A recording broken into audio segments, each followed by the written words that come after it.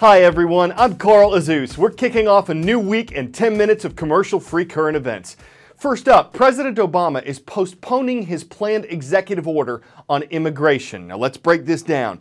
An executive order is a policy, a directive that presidents can issue on their own. It doesn't go through Congress, but it's more limited than laws that do. With Congress divided between Democrats and Republicans and compromise not in the air, President Obama has issued nearly 200 executive orders, some on controversial issues. He'd promised to give a new one on immigration before the end of the summer, but he now says he'll wait until after the midterm elections. The president says this will give him more time to explain his decision to the public. But some analysts call this a political move, saying he's trying to keep divisive issues from hurting his fellow Democrats in November's congressional elections. Some groups that support immigration reform say he needs to take action now, and some lawmakers, Democrats and Republicans, say he needs to go through Congress to reform immigration law. A strategic dam in Iraq, a terrorist group trying to get control, U.S. airstrikes called in to help Iraqi forces. Sound familiar? This same scenario played out last month at a dam in the Tigris River. Yesterday, it happened at the Euphrates River. Iraqi forces have been fighting ISIS, or Islamic State, in Iraq and Syria. It's the terrorist group trying to get control of strategic places like the Haditha Dam. It provides water to millions of people in western and southern Iraq, so the last thing Iraqis in the U.S. want is for it to fall into the hands of ISIS. We know much more about ISIS now than we did a few months ago. We know how brutal they can be, how well financed, how powerful, but what we don't know about ISIS would still fill volumes. For starters, how big is their fighting force? On the low end of the estimates, you get around 10,000 people. On the high end, around 80,000. This is in part because ISIS is forming alliances with people who share their radical ideology. Now, does that make these other groups members of ISIS or just temporary partners in crime? We can't really say. How much land does ISIS control? Again, if you look at some maps, you see relatively thin sections of northern Iraq and Syria under ISIS control.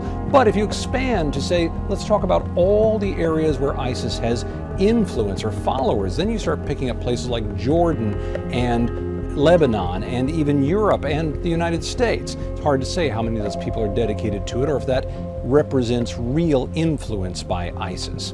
What does ISIS want? They want a caliphate. This would be a country, a state, ruled by a supreme religious leader who enforces strict Islamic law on the people underneath this person.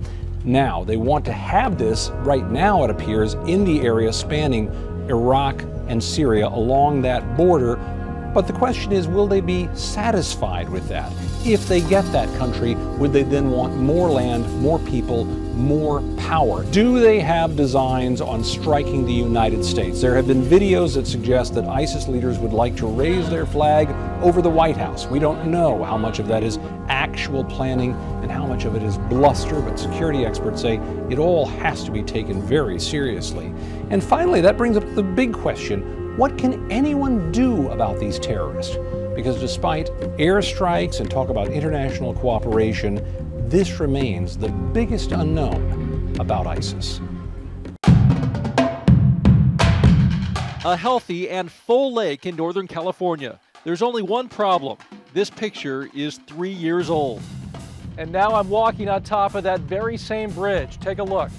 It is a virtual desert. This is what drought looks like in the state of California.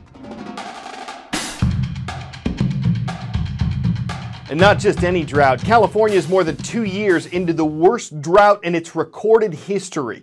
Its governor has declared a state of emergency. Farmers have lost their crops. New research published in the journal Nature suggests that the drying up of groundwater in the Central Valley could change pressure in the earth and trigger more earthquakes. Experts say they'll be small, not much damage, but the drought's damage has been done. Where I'm standing is a powerful symbol of California's crippling drought. This is Lake Mendocino in Northern California, and it's pretty much dried up.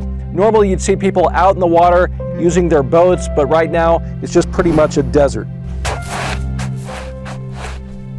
The lack of rain has pushed nearly 80% of the state into either extreme or exceptional drought categories. Those are the highest levels.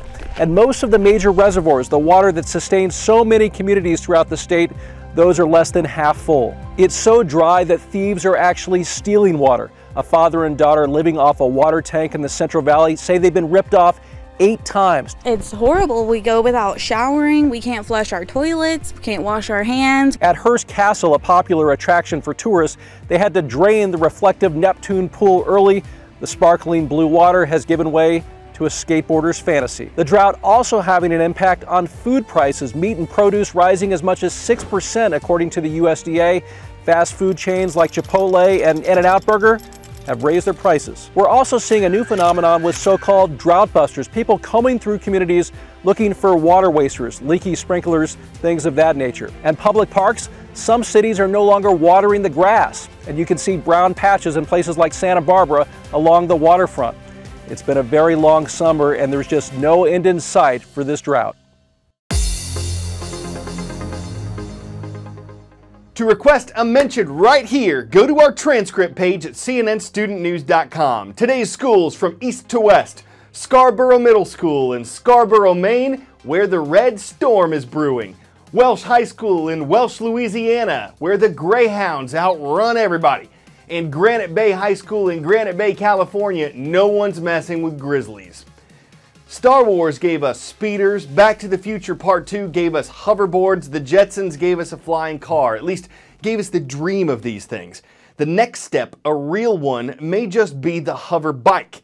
An engineer is turning 2 wheels into fans, and he's well aware that if his idea doesn't fly, a similar one might.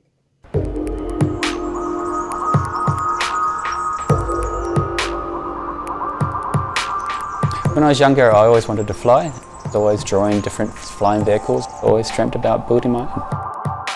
Chris Malloy is an engineer. His passion is making things fly. I invented a hover bike that has all the properties of a helicopter and flies like a helicopter, but has the freedom and look of a motorcycle.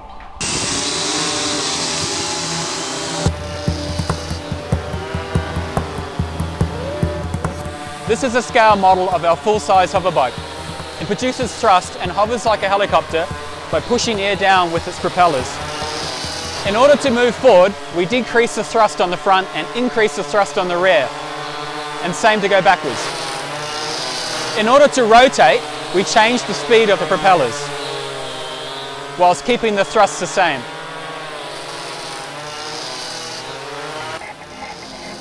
Malloy always starts out by using scale models.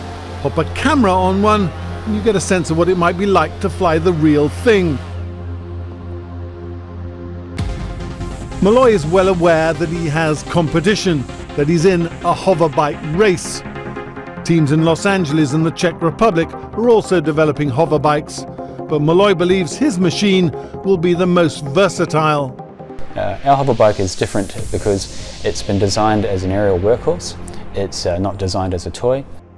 So we can deploy it in emergency areas. Our new design is autonomous, so it can ferry goods and people in without there needing to be a pilot. More manned test flights are planned in the next few months. Malloy will again be the test pilot, the first, he hopes, of the true hover cyclists.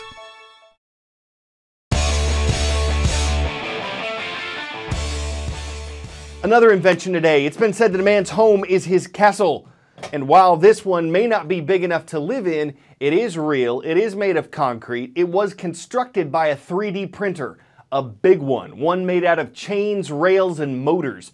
The contractor's invention lays out concrete in whatever patterns he programs. He hopes it'll be the future of construction, capable of printing a 3,600 square foot house in about a week. That would leave an imprint on construction. Imagine setting designs on something like that, fashioning a concrete plan and building on the idea of a printed house. That's an engineering feat that breaks down walls, y'all. CNN Student News is back tomorrow with more current events and probably more puns.